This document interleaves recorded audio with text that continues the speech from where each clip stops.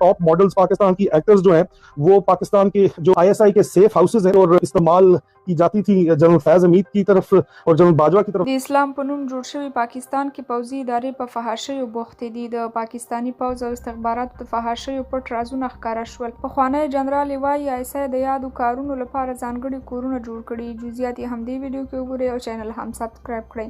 لکه څنګه چې ټولو ته معلومه ده او پاکستاني سیاسونو هم په دې بار اقرار کړی چې د پاکستان نظامی ادارې د سیاسینو او مشهورو کسانو د بدنامولو لپاره هغوی ته بېلابېلې مشهورې څېرې لیږي ترڅو هغوی سره په دوکې اړیکه جوړه او د همدې لارې یې بدنام او ویډیوګانې وکړي او راتلونکي کې د همدې له امله وګواښي او د تل لپاره یې پوځ ته سر ټیټ کړي.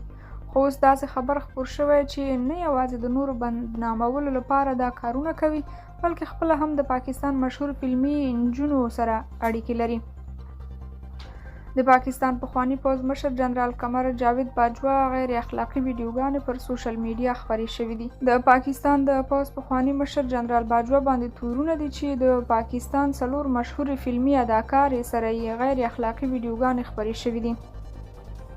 د راپورونو له مخې جنرال قمر جاوید باجوا دغه غیر اخلاقی کړنې د رسمي دندې پر وخت د پوځ او ISI په مهمو پټنځایونو کې کړي دي چې ورسره د ISI پخوانی مشر فیض حمید هم شامل دی. د پاکستانی پوځ میجر عادل راجا د پوځ په پخوانی مشر جنرال قمر جاوید باجوا او د جاسوسي ادارې پخوانی مشر جنرال فیض حمید باندې سخت تورونه لګولي دي. د عادل راجا په نوم یو پخوانی پوځي ادعا کړې ده چې جنرال باجوا د پاکستان له مشهورې ماډلو او اداکارانو سره د ISI په خوندي کورونو کې شپې تیرولې. که څه هم هغه د اداکارانو نومونه وانخیستل خو راجا اشاره وکړه چې د دوی نوم له MK KK MH او SA څخه پیل او پای ته رسیږي چې پاکستانیان له دې نومونو پوهېدلی شي چې دا کسان ماهره خان، کبرا خان، ساجل او مهوش حیات دي.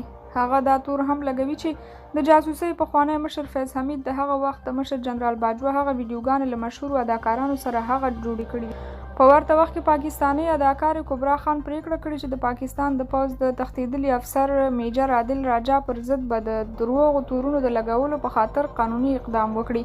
په همدې حال یو شمېر پاکستانیانو ویلي چې دا د شرم ځای دی چې زموږ نظامي ادارې د هیواد ساتلو او امنیت نیولو پر ځای په داسې بدکاریو بوختې دي.